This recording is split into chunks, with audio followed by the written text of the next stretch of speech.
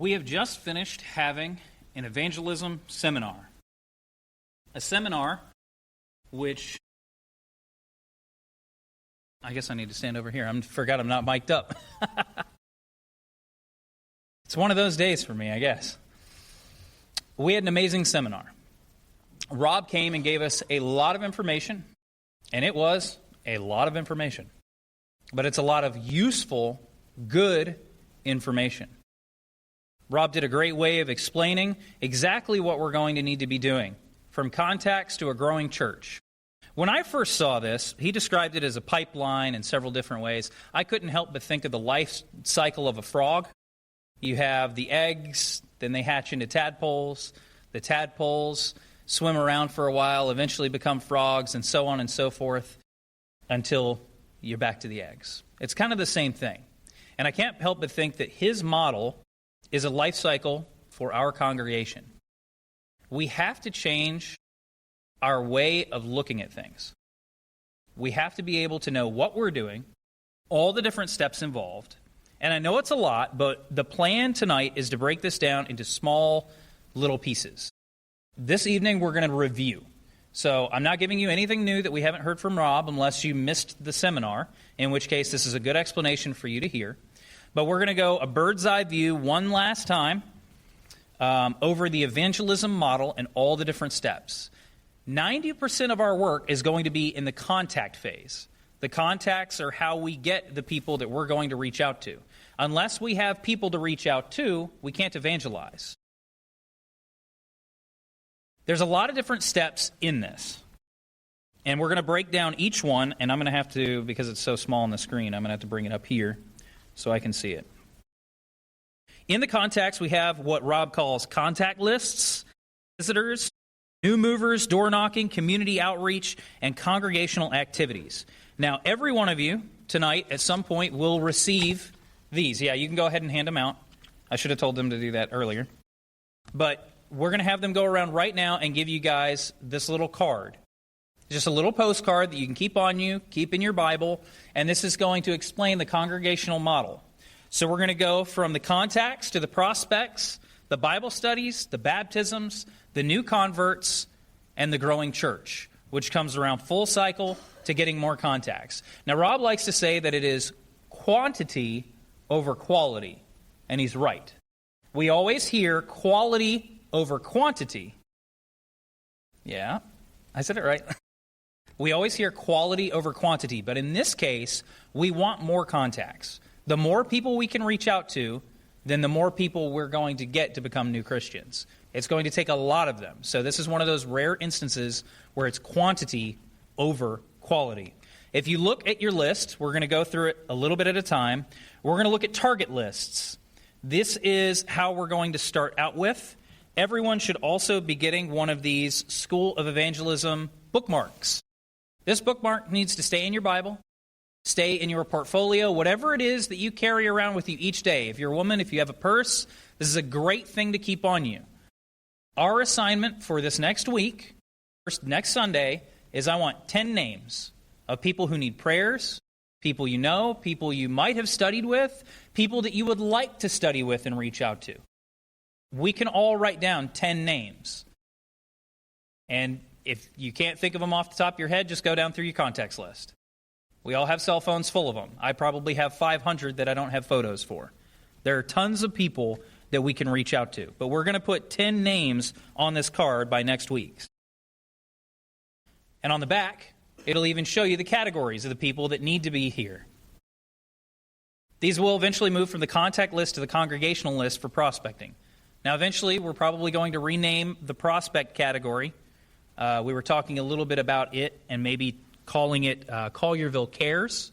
That way we can care for those people. But we're looking for visitors, erring brethren that haven't been here for a while, people moving into the area, and we're actually going to be getting those metrics as well.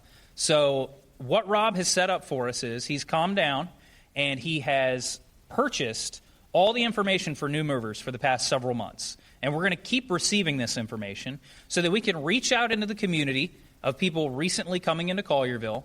We're going to reach out to them. We're going to go give them a basket, just welcoming them into the neighborhood. and we're going to get them hopefully interested in the church. Nobody hates getting a gift at their front door. When we first moved into the apartments for MSOP, all the wives had come together and we got this nice little basket with some cleaning supplies, a couple of little snacks, things like that. It's a really good welcome gift, full of things that you may or may not have thought of when you're moving. And so that's what we're going to try to do. We want people that are sick. We want scheduled for surgery. Those recovering from surgery, we have those on our list.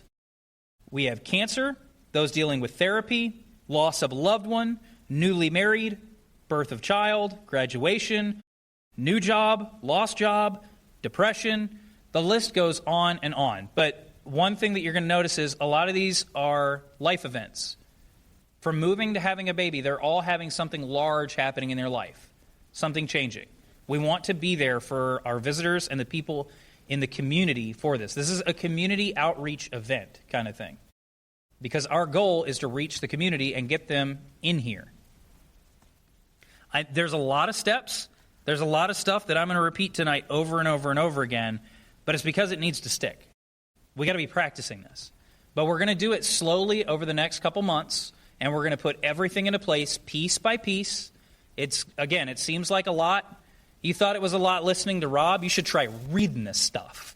Because I sat down for over 15 hours this week, and I just read through the material. And it's all the stuff Rob said. And he's a great speaker. He got us all revved up for getting through evangelism training and getting us out into the community. But we've got to take it slow. Again, like you said, how do you eat an elephant? One bite at a time. You're not going to eat the whole trunk in one go. So we're going to do this. So, again, you have the contact. This is personal. This School of Evangelism bookmark is what I'm going to call it. This needs to be your best friend over the next several months. Get used to always having one of these. And when you scratch someone off the list, we're going to have a table in the back. It's an evangelism table where you can get more of these. I want you to refill it. If you can get a list of 20 people, 30 people, even better. We want to have these lists filled. So don't think that you're done once we have just 10 lists, because each week we're going to take 1 to 2 people off your private list, and this is just yours. I don't need to see this. Your neighbor doesn't need to see this. This is just you. We're going to go through, and we're going to go down the line slowly, and we're going to look for people that are dealing with surgery, those maybe who have lost a loved one. And we're going to take those people off the list and slowly move them over onto our contact card. Once we've got them on the contact card, the coordinators can go through these and we can start sending them cards. We can reach out to them. We can't take, if everybody in here has 10 people and we have 35 total members, just throwing a number off the top of my head, that's 350 cards. We can't do that day one. That's not feasible. We're going to get there, and we're going to do it together, but it's going to take a while to get it all set up. The contact cards are transfers of a personal contact. So your personal contact will go over onto the contact card, and it doesn't have to all be filled out. You see here we've got first name, last name, phone, email, location for study, date contacted. You don't have to worry about all that. Today, I even put it into practice. We had a couple of visitors. I know they were members here at Collierville once before, but I just wanted to see how I could do it. So I walked over, introduced myself again. We hadn't talked much previously, but just through conversation, I was able to get names, I was able to get birthdays, I was able to get phone numbers, I was able to get a mailing address, because come to find out, her birthday is next Tuesday. That was Lindsay. Was it Lindsay? I think Lindsay, yeah. And then her husband, his birthday, Ashley. Ashley, that's it. Ashley. I don't have it in front of me. I've got the slides up in front of me. Ashley's birthday is next Tuesday. Their anniversary together is Wednesday, and his birthday is Thursday of next week. So we have 3 opportunities with one family to send them a card. And when they said that, obviously I said, happy birthday. Oh, you know what? Let's practice. You know, we're a congregation. We love to send cards. Do you mind if we send you a card? Oh, yeah, that'd be fine. It just fell into place. It wasn't hard. All you do is ask. I don't know of anybody that would say, no, don't send me a card. Don't send me a happy birthday card. So we're going to do that. I've already written down all their information, and we're going to send them a card. I'm not saying we're going to send 3. In this rare instance, we may send 3 cards in one. just to save on the postage.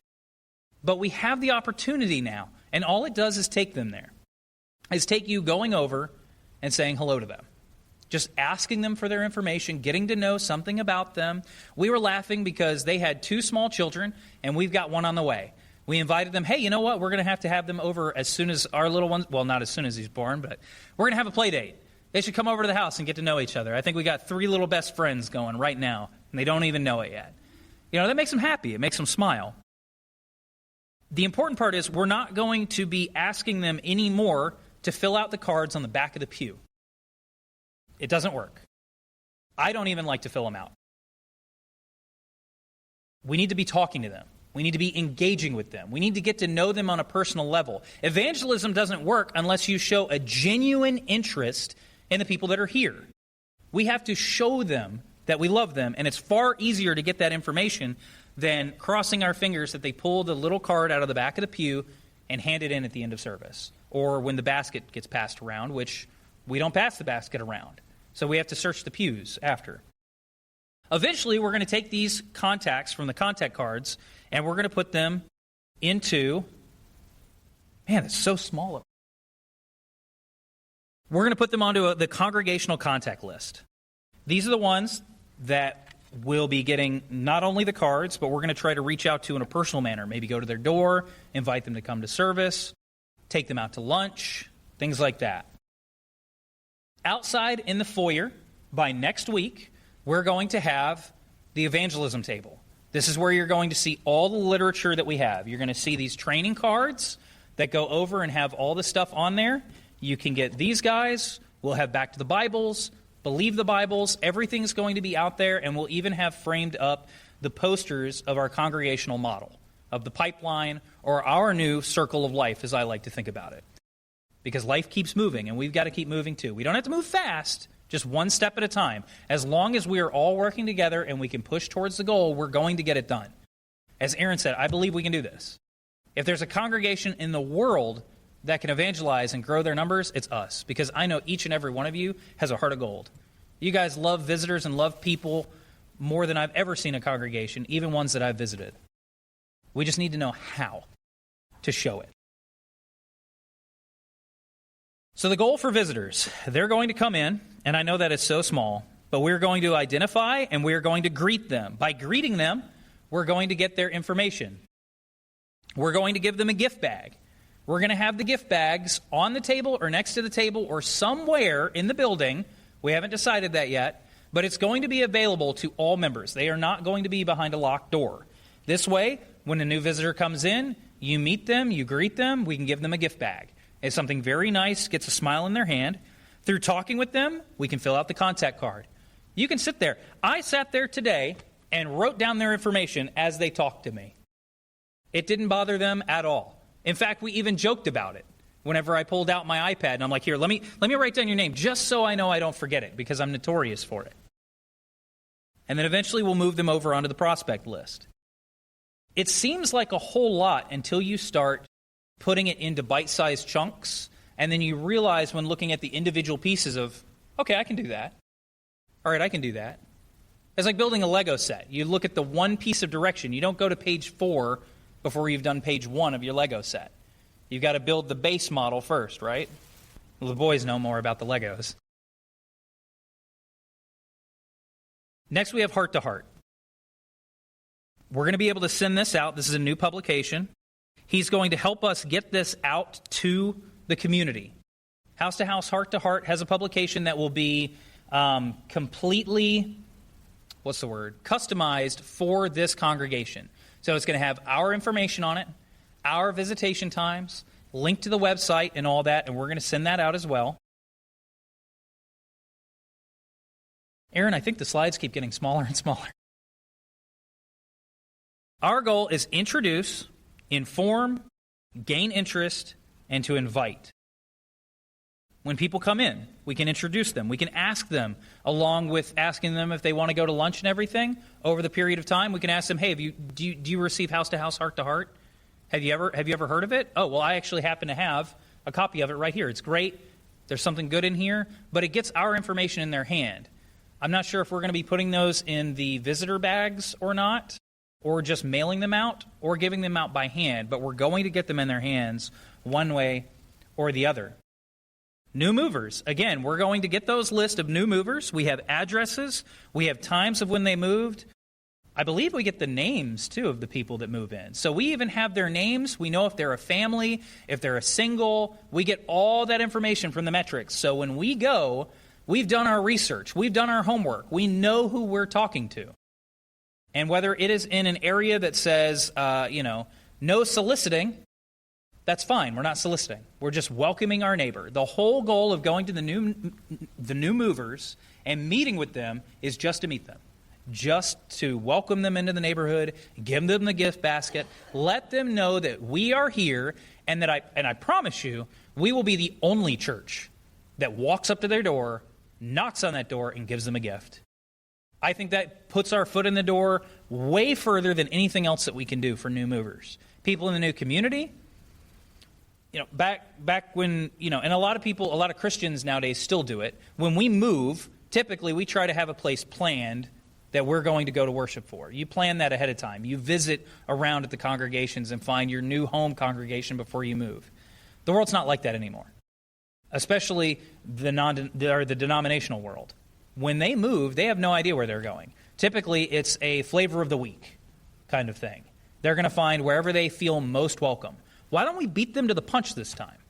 Why don't we go to their front door, give them a gift, welcome them into the neighborhood, and say, hey, if you're looking for a place to worship, we're right down the road. We've got you. We've shown interest, we've shown care, we've shown love, and we can get them to come. New movers, again, it's the same thing. Inform them with the new mover postcard.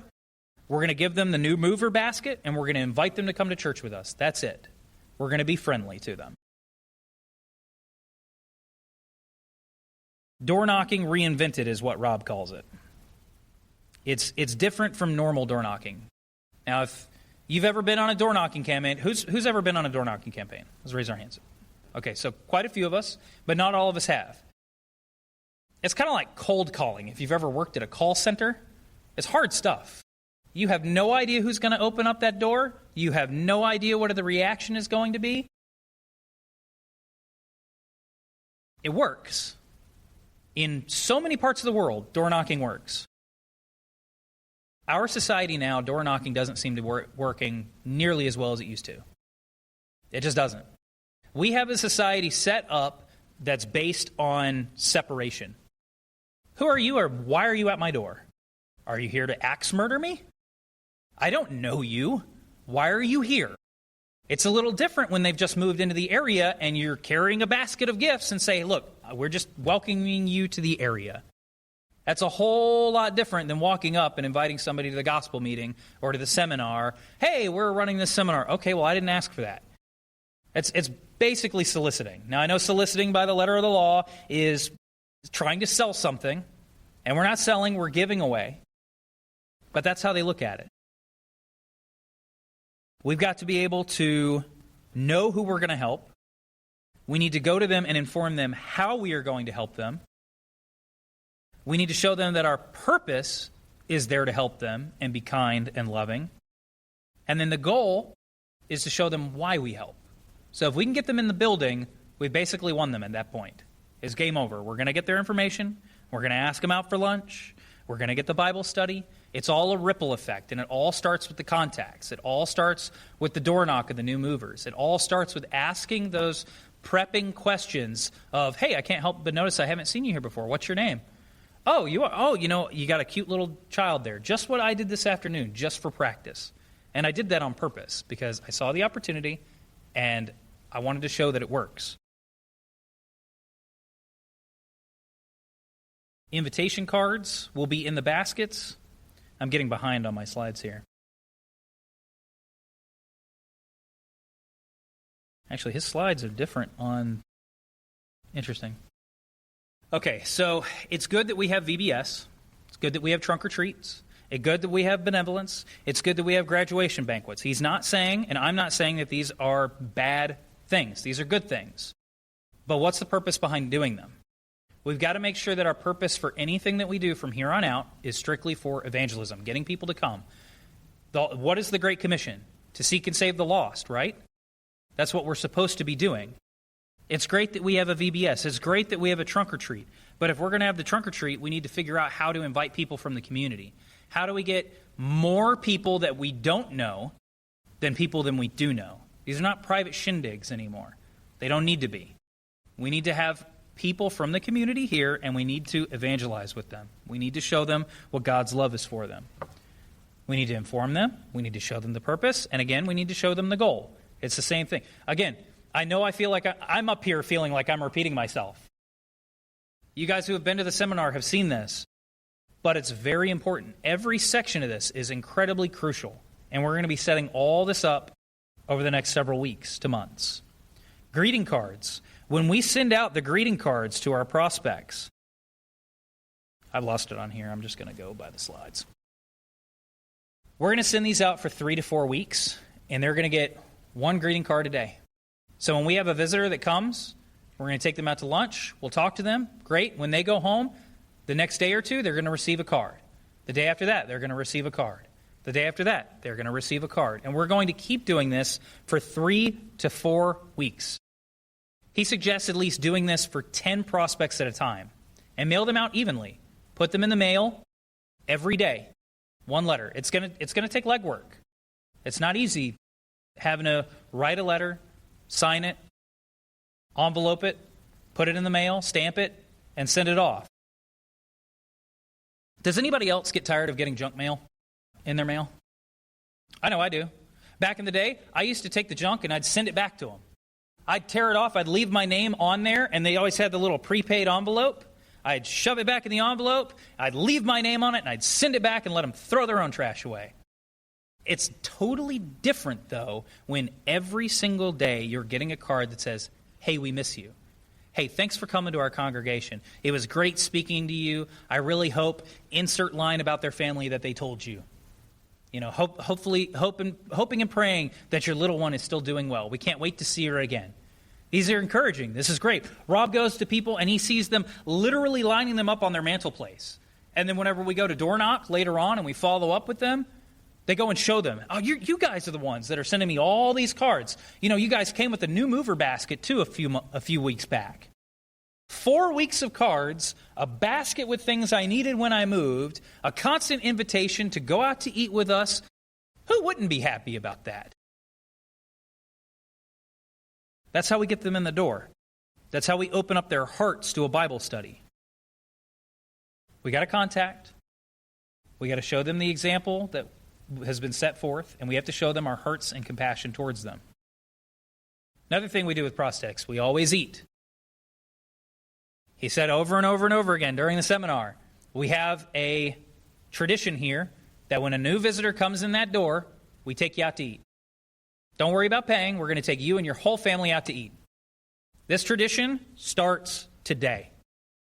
Today, for everyone in here. When we get a visitor in, we invite them to go eat. If they want to come over to the house and get homemade cooking, great. If they don't, take them to a restaurant. First time, it's probably better to ask them to a restaurant. That way you're on even ground, public place. We've got to invite them out to eat. No one's going to say no.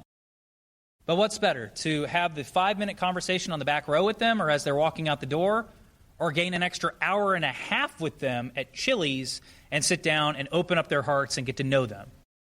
You can get way more data that way. We can show them how much we care so much more that way by spending time with them. If we're not willing to spend time with them and getting to know them, why on earth would they want to spend time and get to know us? It's a give-give relationship. We've got to be the first ones to give. We've got to involve them. We have to investigate them. And then we have to invest in them. They're not going to invest time, and especially not their hearts, if we're not invested in them. We need to become genuinely interested in what they're about. And I'm going to tell you right now, sports are not my thing. Go sports ball. But I'm telling you, if I have no other way to talk to someone and get to know them, I will learn about sports. I will ask about the teams. I will be inquisitive. And you know what? What better teacher than them? If they love it and they want to talk about it, and I promise they'll talk about it, they'll teach me. And that gets almost a teacher-student relationship at that point. They'll be happy about it. They'll be smiling about it. Whatever it is, wood carving, mechanic work, sports. We need to show interest. One of the best speakers out there isn't a speaker, but one who listens. The more we listen to them, the more we can learn. And some of the best conversations I've had throughout my life are ones where, and I'm bad at this sometimes. I'm just as bad. I like to talk. Don't nod your head, Jacob. He goes, yeah. Some of the best conversations I've had is when I've just kept my mouth shut and just asked questions about them. Everyone loves to talk about themselves. And me growing up, I wanted to talk to my parents about everything that happened in my life. I wanted to share that with my friends now, even today. I'm itching for that communication, that connection with other people. And I know they are out in the world too. Why would we deprive them of that connection by talking about ourselves when we can just sit and listen? We can be an ear for them and an outlet. And that's going to endear them to us. Love thy neighbor, what? Love thyself. If I feel that way, and I want to share parts of my life with people to show that I care, wouldn't they also? Of course they would. Home is where you find it. Home hosts. Now, he showed this picture, and one of the things that he brought to attention was that every member in there used to be of a different denomination. You had Muslim, you had Catholic, you had Protestant, you had insert denomination there. But everyone in the home in this picture are all Christians. They were all baptized and changed because they were invited out to eat. They were invited into the home. They came and visited. It works because they got involved with the people. They learned to love them. They took time to learn about them. And they taught them the gospel of Jesus Christ. The whole purpose of this isn't the opening statement. Let me say this. The opening statement is to get to know them. Because once we get to know them, they will naturally want to get to know us. They'll want to know, why such an interest? Why do you care? No one else in the world asks me all these questions and takes me out to eat and sends me postcards every single day for 4 weeks at a time. Why do you care so much? You guys know what Rob would answer, right? I happen to have these 3 little booklets. The whole point is to point them towards the cross. Why do I care? Because Christ first cared for me. And I was started out in the same position, wondering why. Why did my God come to earth? Why did he become a man? Why did he suffer on that cross and die for me, a lowly sinner? Because he cared. And I can love because Christ first loved me. That's the whole point, is driving them to the cross. And we're not going to do that without doing it in steps. Christ did it. The apostles did it. He always showed care and love for them and taught them the gospel. And eventually, we'll get Bible studies because they're going to want to know more. They're going to be asking, why do you care? Well, because of these 3 little booklets, which point us back to the Bible and back to the cross. We're going to have these on the evangelism table. It will look somewhat different than what we have in the picture here. We're either going to set it up in the back of the foyer underneath as you're exiting the right coat rack, or more than likely probably right on the corner there where we currently have the donation table for the children's home. We may scoot that down a bit. We all know where that's at. But that gives us a nice central location, and that way the sunlight, too, won't fade all of the paperworks that are there sitting on the table. Which, I'm just going to say, even if we do put it in that table, I better not see any fading on that paperwork. I want that stuff to be used. It needs to be utilized. If it sits there so long that the words are starting to get hard to see and the colors are starting to fade, we're not doing our job. And then shame on us and shame on me. We got to be picking this stuff up and using it. We need to be replenishing that table constantly. It needs to be a fight. Because if we're not replenishing that table, we're not replenishing souls into God's kingdom either, are we? We're not putting in the work. And it all starts with 10 names. It's not hard. It's not revolutionary. 10 people you care about, 10 people you heard about. But we're going to try to reach those souls because they need it. We purchased the material. We have a place for it all to be set up. It's going to be presented out there, and we're going to go over and train you guys on every aspect of the table so you know what all the pieces do. We have training cards that I will eventually go over with you for all these steps. This is just training card 1. Now, this is the big overview again. They're not all going to be this in-depth. Lots of them are going to be shorter than this. But it's all in pieces. We will get there together, but we need to work together to get it done. And then we need to preserve them. We're going to assign someone to take care of the table. They're going to restock it, so the rest of you don't have to worry. Everyone's going to have their piece in the machine. So just like a watch is made up of all kinds of several gears, you've got a big gear over here that does the hour. You have a gear that runs the little hand. You have a gear over here that does the date. It's the same thing. That gear that runs the date is not concerned with the minute. It's concerned only with the day. We all have a part to play, and we're going to get those assigned. Bible studies, basic training. After we finish through John, our study through John, we will be going through back to the Bible. Now, we've got a leg up on this a little bit because before this seminar happened, I've been going through and trying to teach on Sunday evenings, Believe the Bible. You should be well equipped. You should know these Believe the Bibles.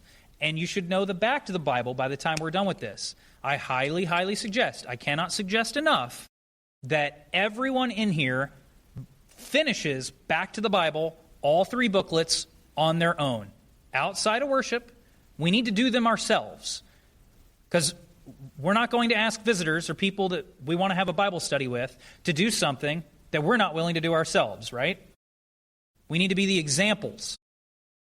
We can get through it. It's very easy. It's simply a question. It tells you where the Bible verse is, and then it says, what does the verse say? It's fill in the blank, the whole thing. It doesn't get any simpler than that. It's a self-made study. But we're going to go through. We're going to assemble you guys together. We're going to teach you, and we're going to go through all the back to the Bible to arm you for this. That way you're well acquainted with it. You're going to know the ins and the outs. You're going to know how to address the questions. There are some that need to be focused on a little more than others while going through the study of back to the Bible. There are key questions to ask. Like when it says, when you're supposed to partake of the Lord's Supper. That's one you need to take. You can do back and forth reading through the books, but when you get to that section, you need to ask, hold on, do you mind if I get this one? I know it's supposed to be your turn, but I like this one. I try to do it off memory. Every second Thursday of the month. Every Friday of the year. So on and so forth. You're getting them to correct you. We're going to teach you that. Then we have advanced training. We'll eventually go through Fishers of Men. For the ladies, we have this great book out here that should be on the back table. If it's not on the back table, we will have the resource available for you. This is Recipes for Evangelism. When we invite people to eat, we got to know what to cook, don't we? Not just the ladies. The men, if you cook, I know I cook from time to time. I'm going to be making stew tomorrow night for a family that's coming over to my house. I looked up a great stew recipe. I'm going to follow that recipe. This has it in there for you. Another one we're going to go through after we went through the back to the Bible is how to close a study. You got to know how to finish it. What happens when you finish the last book, the 3rd book, and they're not ready to be baptized yet? Are you just going to throw your hands up in the air and give up? No. We have to know how to close the study. We have to know how to keep going after that, how to keep talking with them, how to keep pursuing. When we get these visitors, these prospects, as it's called on these slides, when we get the people we love in our sights, we need to be trained on them. And we're not going to stop until we reach our goal. You ever sat there and tried to run forward while you're looking back over your shoulder? It can be real hard to run forward, isn't it? We have got to focus on that finish line. One step at a time, no matter how hard it gets, just like a relay race. You're not going to finish the race all at once. Again, this is a lot. We're going to break it down into tiny little bite-sized chunks. It's going to take us a while to get this all set up, but we will. Kitchen table Bible studies. You guys are going to be conducting those. Not everyone is fit to do a Bible study. That's okay. Not everybody's the best at welcoming visitors. That's okay. Not everybody's the best at sending out greeting cards. I know I'm not. I've got terrible spelling. That's okay. We all have a part to play. And we all going to be assigned to these positions. That's why we had you fill out that survey, so we can better choose who to get where. Because we want you in somewhere where you're comfortable. somewhere where you can go. But we don't need to get too comfy. We need to make sure we're still working. We can't stop. Other Bible studies. We've already been through Believe the Bible. We're also going to teach Does It Matter? What happens when you get somebody that says, okay, I'll give you a Bible study, man, but you got 1 hour and that's it. I'm not giving you another Bible study, just the one. Are you going to try to slam all 3 back to the Bibles in one study? No. We're going to teach you how to use Does It Matter? Time is of the essence. You need to get it done. You have 1 hour. Does it matter? Same thing. It's a condensed version of the 3 back to the Bibles. Very quick. We also have these in multiple languages. We have them in Spanish. I'm working on them right now. Rob sent them over, and I'm going to try to get them in booklet form. We're going to take them over to Japan next time we go. We're going to have them in Japanese. We can get them in any language we need. The next step, you'll see on your card, the red one, baptisms. We need to be ready. If we have our goal being to get baptisms and grow our church, that needs to be something we're focused on, right? Not only does it need to be something focused on, we can't have a defeatist attitude about it. We just went through and cleaned up that back room and made it a lot cleaner. We didn't do it because we were just spring cleaning the building. We did it because our goal is to get it used. We don't want it empty. We don't want it full of cobwebs because it's going to be used. Baptismal garments, we're going to get new ones. It's going to be clean. It's going to be ready. And that's the first step, is readiness. If we're not ready to get baptisms, how are we going to baptize people? We're going to record it. Any chance we can, whether it's in a lake or here in this baptistry. Anywhere we have a baptism for this church, we're going to record it. There's a time to weep with each other, and there's a time of joy for each other. We're supposed to... Flubbing up on my words there. We got to be happy for each other, and we're going to rejoice together whenever we have a baptism. There's nothing greater than rejoicing in bringing a lost person back to Christ. If we threw $3 million and was only able to baptize one soul, forget the metrics for a second. I know that we have the metrics. We have the goal of doing 6 to 10 baptisms a year. That's great. Numbers are good. But what happens if we only get 1? It's just as good as if we got 6. What's the worth of a soul? Infinitely more than this world can hold. 1 soul is a fantastic victory. So if we don't see the metrics grow as fast as we want, don't get disheartened. Every one is a fantastic victory. And if it takes 2 more years to get another one, we're going to get it. We're not going to quit stopping. Think about how much that soul means to God. Think more about the fact of how much that means to that soul. That we didn't give up. That we didn't quit trying. That we kept on with the faith and kept on with the work. It's going to mean everything to them when eternity comes. Every time we get a baptism, not only are we going to record it, but we're going to give them a new Bible. I will even be willing to custom engrave it with their name. Not going to charge for it. Just want to do it. If we want to order them and get them stamped, great. If we want to save money and do it that way, I can do it. But we're going to give them a Bible, brand new, and we're going to personalize it.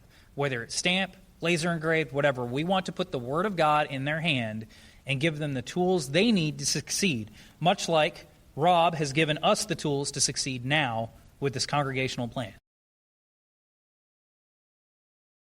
After that, we're going to enroll them in the new converts class. We got to teach our new converts. We have a book to go through called Growing in Christ.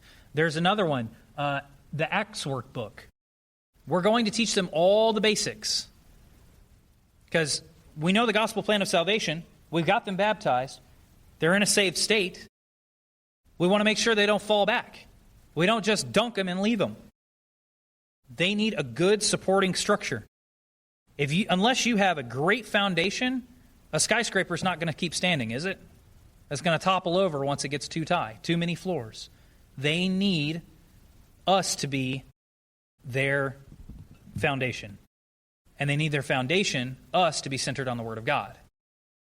So that theirs is the Word of God. We've got to teach them.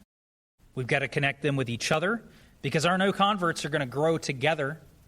And they're going to help support each other as well. And then what happens? We go full circle again. All of those now start being taught the same congregational model, going through all the steps slowly, and they're going to bring in contacts. Contacts become prospects. Prospects become Bible studies. Bible studies become baptisms. Baptisms become new converts, and new converts give us more contacts. And we'll grow that way. Member mentoring is going to be a big step. I know in this church we don't have a problem with that. In this church, everybody's family, and that's great. We need to make sure we keep treating the new ones in here the same way.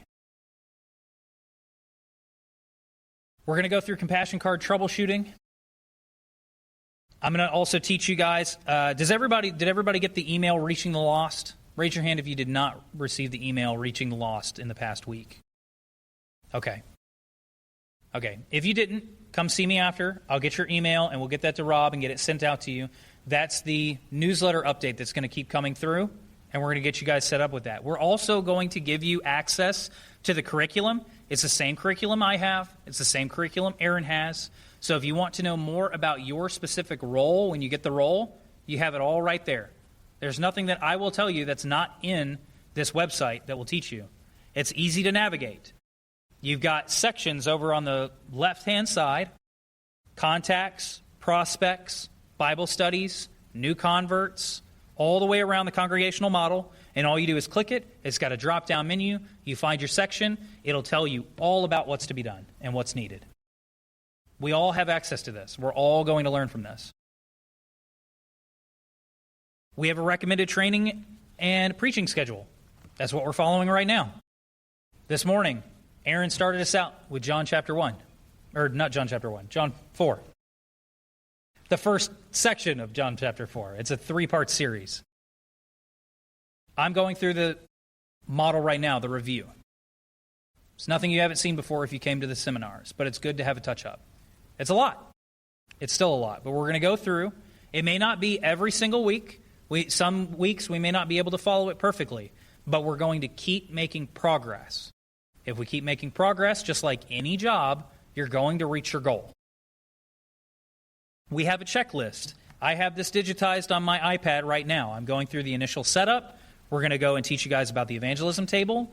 We're going to teach you about contact cards. We're going to go through back to the Bible. There's a lot of different things, and we're going to be doing that over the next several months, slowly but surely, until we have all the pieces in place to build our watch.